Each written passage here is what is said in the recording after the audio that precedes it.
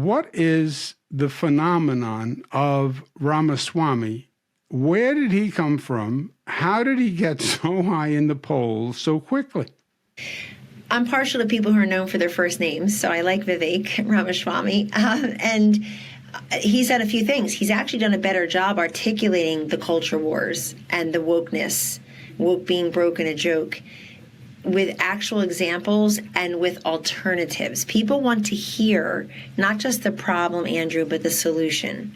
So if you don't like how woke is being manifested in some of our places of worship, places of work, our kids' schools, our homes, our businesses, Ramaswamy's been very good about coming up with solutions for that, rather than just say pointing the finger and leaving it there, doing the blame, shame, and name game that so many politicians do.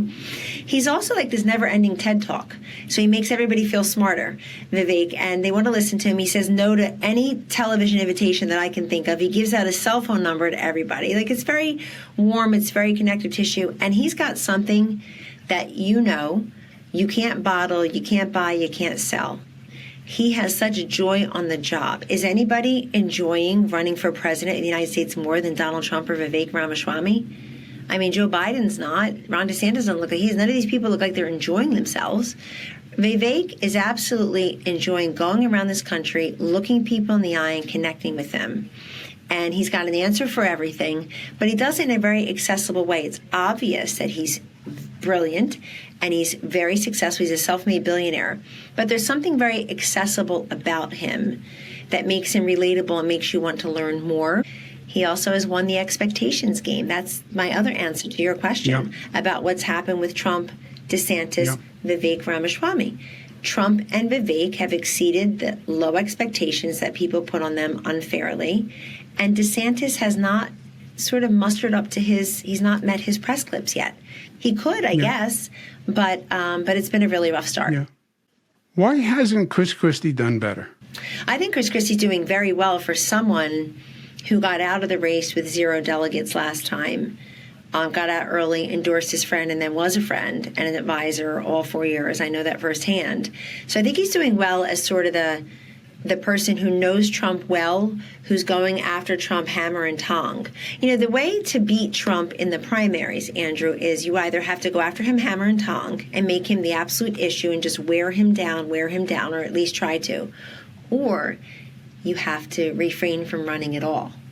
And this is why I think the smartest thing Nikki Haley did was run early, because she can say to those getting in 7th, 8th, 9th, 12th, where have you been, guys?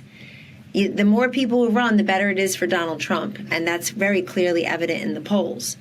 So Christie getting in, he made the decision that he was going to go the first route, hammer and tong against Trump, not the second route, which is what Chris Sununu did. I'm not going to run because I don't, we're going to divide the vote. But Christie, I think Christie doesn't do better because we have Trump.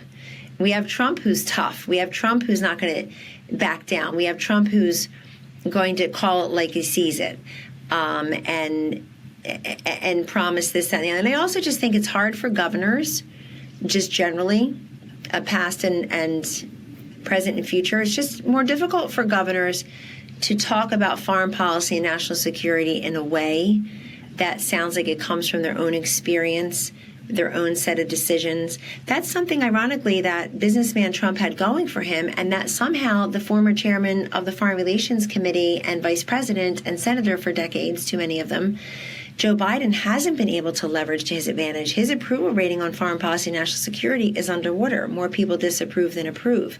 But with President Trump, he still has an advantage there because people know he recalibrated these trade deals. He kept the promise of 7 presidents. 7 presidents promised, 1 delivered, moving the embassy to Jerusalem and recognizing Jerusalem as the capital of Israel. They also see Trump as somebody who took us out of the JCPOA, trying to defang Iran's nuclear capability. They see that he kept Putin at bay and Kim Jong-un and Xi Jinping, and they appreciate that. And I think the big one is taking out Soleimani and al-Baghdadi. People know that doesn't happen by accident. That's an executive decision made by the President of the United States in consultation with the Vice President and some of his cabinet secretaries. I was there for both of those. This is Donald Trump in action. So it's difficult, I think, for some governors it's difficult for many people, frankly, but it's difficult for others to say, I would have done the same thing, or I have foreign policy, national security experience. Clearly, the economy is a top issue, inflation, but I think that education is still very important to people. Quality of life, cost of living issues, the border, obviously crime, but there's also national security and foreign policy. People are worried about things they can't control, Governor, and that's one of them.